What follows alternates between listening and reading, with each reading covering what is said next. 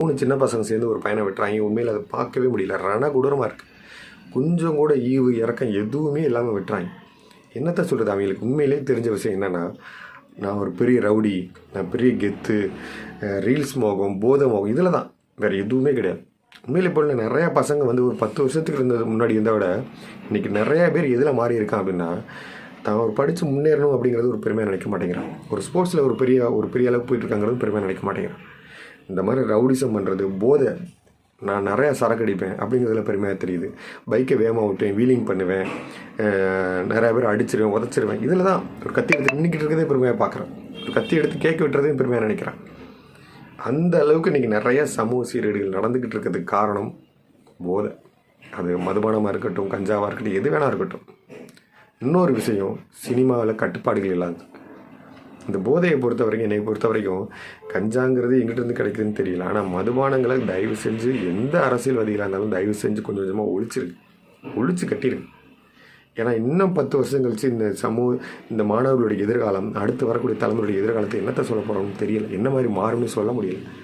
10 வருஷத்துக்கு முன்னாடி இருந்த கட்டுப்பாடு இன்றைக்கி இல்லை. இன்னும் 10 வருஷம் கழிச்சு உங்களுடைய கட்டுப்பாடு எப்படி இருக்கும்?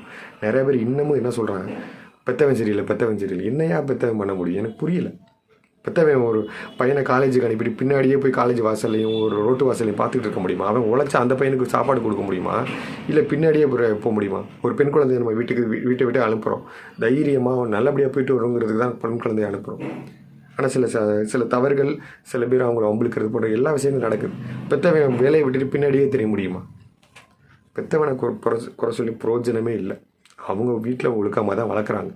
சுற்றி உள்ள ஏரியாக்கள் சரியில்லை, சுற்றி உள்ள மக்கள் சரியில்லை, சுற்றி உள்ள மக்கள் சொல்ல முடியும், சுற்றி உள்ள சமூகம் சரியில்லைன்னு சொல்லணும். உண்மை அது. அதாவது நம்ம வீட்டுக்குள்ளே குப்பை கிடக்குது, நம்மளுடைய மனநிலை எப்படி இருக்கும்? ஒரு மாதிரி தான் இருக்கும்.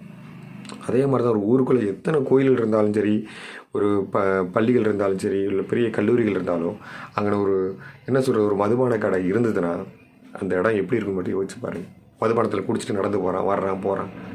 அப்போ எப்படி இருக்கும்? எத்தனை கோயில்கள் இருந்தாலும் அந்த இடங்களுடைய மதிப்புகள் குறைஞ்சிக்கிட்டு தான் வரும். மக்களுடைய ஒவ்வொரு மனிதனுடைய மனநிலையும் குறைஞ்சிக்கிட்டு தான் வரும்.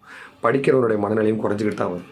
தயவு செஞ்சு ஒன்று அந்த மாதிரி மதுபான கடையில் ஊருக்கு அவுட்டரில் வைங்க, இல்லை தயவு செஞ்சு ஒழிச்சிரு. அதுதான் நல்லது. அப்போ தான் இன்னும் நிறைய பேருடைய வாழ்க்கை மாறும். இந்த மாதிரியான மதுபான கடைகள் இல்லாமல் இருந்தாலே நிறையா தவறுகள் குறையும். ஒன்று. ரெண்டாவது இன்னொன்று விஷயம் என்னென்னா, இந்த சினிமாவில் ஒரு மிகப்பெரிய ஒரு கட்டுப்பாடு கொண்டு வரணும்.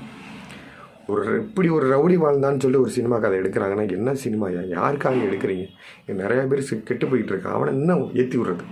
நீ பெரிய ரவுடிடா, நீ பெரிய ஆள்றா, அப்படிடா இப்படான்னு ஏற்றி விடுற சினிமாக்கள் தான் இருக்குது. அவங்களுடைய வருமானத்துக்காக, மக்களுடைய நன்மைக்காக கிடையாது. அவங்களுடைய வருமானம் இதைத்தான் அவன் விரும்பி பார்க்குறான். அப்போ இன்னும் 2 படம் எடு, 3 படம் எடு. என்னையா அது? ஒரு சினிமாவுக்கு நம்ம குழந்தைகளை கூட்டிகிட்டு போனால் அந்த குழந்தைங்க இந்த ஆபாசத்தை பாரு, வன்முறையை பாரு, அப்படி பாரு, இப்படி பாரு இருந்தால் நம்ம நிறையா மோசமான விஷயங்களை குழந்தைகள்கிட்ட நம்ம படத்தை கொடுத்து செலவு பண்ணுற மாதிரி இருக்குது. நான் அதுக்குன்னு ஒரு வீடியோ போட்டிருக்கேன். தயவு செஞ்சு சினிமாக்களில் ஒரு கட்டுப்பாடு வரும். நிறையா பெண்களுடைய புரட்சிகளை பற்றி பேசுகிறோம். நிறையா சினிமாக்களில் பெண்களை எதுக்காக பயன்படுத்துகிறாங்கன்னு சொல்லுங்கள் பார்ப்போம். எத்தனை பெண் கதாபாத்திரங்களுக்கு இம்பார்ட்டன்ட் கொடுக்குறாங்க? அவங்களுக்கு என்ன மாதிரி பயன்படுத்துகிறாங்கன்னு எல்லாருக்குமே தெரியும். நல்ல ஒரு கதாநாயகிக்கு நல்ல ஒரு இம்பார்ட்டன்ட் பெரிய அளவுக்கு கொடுங்க. இன்றைக்கி எத்தனையோ வேலைவாய்ப்புகளில் பிரச்சனைகள் இருக்குது. நிறையா பெரிய பெரிய தலைவர்கள் இருக்காங்க. அவங்கள பற்றி ஒரு கதை அது நல்லா மக்களுக்கு பிடிச்ச மாதிரி எடுங்க. நிறைய ஸ்போர்ட்ஸ்மேன் உருவாகிறதுக்கு தேவையான மாதிரி பழைய ஸ்போர்ட்ஸ்மேன் இப்படி இருந்தால் அப்போ அப்படியே ஸ்போர்ட்ஸ்மேன் படம்லாம் வந்துச்சு, நான் இல்லைன்னு சொல்லலை. இன்னும் நிறையா படங்கள் அந்த மாதிரி எடுங்க. விவசாயத்தை பற்றி எடுங்க, நிறைய பொருளாதாரத்தை பற்றி எடுங்க. எத்தனையோ உலக லெவலில், வேர்ல்டு லெவலெல்லாம் எடுக்கிறான் படம். நிறையா அனிமேஷன் அப்படி இப்படின்னு போட்டு எடுக்கிறான். ஏதோ ஒரு என்டர்டைன்மெண்ட்டை பார்த்துட்டு வெளில வரவங்களுக்கு இருக்குது. ஆனால் இங்கே உள்ள சில படங்களை உள்ளே போய் பார்த்துட்டு வெளில வந்தோம்னா நம்ம மனசை சிதைக்கிற மாதிரி தான் இருக்குது. ஒரு ட்ராக்லேருந்து இன்னொரு ட்ராக் மாறுற மாதிரியான சில சினிமாக்கள் இருக்குது. தயவு செஞ்சு அவங்களுடைய வருமானத்துக்காக எடுக்காதீங்க. மக்களுடைய மனநிலையும் கொஞ்சம் யோசிங்க. நிறையா ஒரு +1 ஒரு காலேஜ் பள்ளி படிக்கிற பொண்ணு மாணவி 2 பேரும் லவ் பண்ணுற மாதிரியான படங்கள் எடுக்கிறீங்க. உங்கள் வீட்டில் நடந்து அதை ஒத்துக்குவீங்களா? ஒரு டைரக்டர் எடுக்கிறாரு, அங்கே ஒரு ஹீரோ நடிக்கிறாரு. அந்த ஹீரோ ஒரு +1 படிக்கிற மாதிரியான ஒரு +2 படிக்கிற பொண்ணை லவ் பண்ணுற மாதிரி வெரைட்டி லவ் பண்ணுற மாதிரியான ஒரு படத்தை எடுக்கிறாரு. ஓடிச்சு, பயங்கரமாக ஓடிச்சு. ஆனால் அந்த மாதிரியான படங்கள் உங்கள் வீட்டில் உங்கள் பசங்க பண்ணால் ஏற்றுக்குவீங்களா? ஏற்றுக்க மாட்டீங்க. யாருமே அந்த படத்தை எடுக்கவங்க யாருமே ஏற்றுக்க மாட்டாங்க. ஆனால் மக்களுக்கு காட்டுறது இது நல்லா இருக்குது, இப்படி தான் துரத்தணும், இப்படி தான் பண்ணணும். என்னத்தை சொல்கிறதுனே தெரியல. தயவு செஞ்சு ஒரு ஆரோக்கியமான படம் எடுக்கல. இன்னொரு வேதனையான ஒரு விஷயம், மிகப்பெரிய ஒரு உச்சத்துக்கு போன பல நடிகர்கள் எல்லாம் சம்பாரித்து முடித்து செட்டில் ஆயாச்சு. இப்போவாச்சும் ஒரு ஆரோக்கியமான ஒரு 10 படங்கள் எடுப்பாங்கன்னு பார்த்தா இன்னமும் இந்த ரவுடிசம், சிகரெட்டை தூக்கி போட்டு பிடிக்கிறது, ட்ரிங்க்ஸ் அடிக்கிறது, வன்முறை. யாருக்கு என்னது? அதனால என்ன?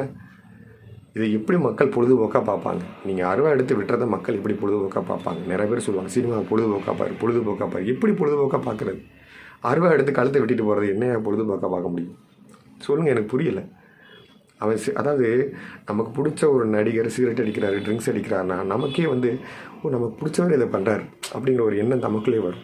இப்போ தாய் தகப்பன் ஒரு குழந்தைங்களுக்காக ஒரு தகப்பன் தன் குழந்தைங்களுக்காக சிகரெட் அடிக்கிறது விடுறாரு, ட்ரிங்க்ஸ் அடிக்கிறது விடுறாரு. எதுக்கு? தன் குழந்தைங்க கற்றுக்கூடாது, நம்மளுக்கு பிடிச்சிருக்க ஒரு குழந்தை நம்மளை பார்த்து ஃபாலோ பண்ணிடக்கூடாதுங்கிறதுக்கு தான்.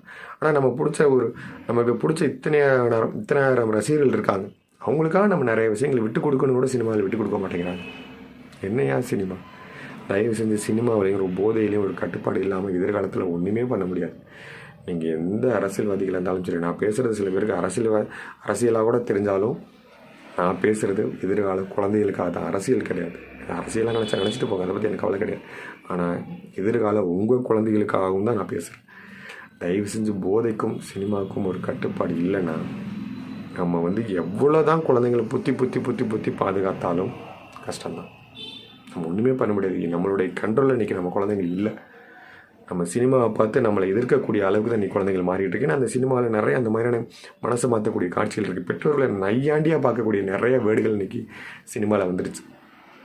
பேராசிரியர்கள், ஆசிரியர்கள் எல்லாரையும் நையாண்டி பண்ணுற மாதிரி, இவன் இப்படி, ஆசிரியராக இவன் இப்படின்னு காட்டுற மாதிரியான காட்சிகள் இன்றைக்கி வந்துருச்சு. இன்றைக்கி நான் பெற்றோர்கள் வந்து மதிக்கிறதே இல்லை.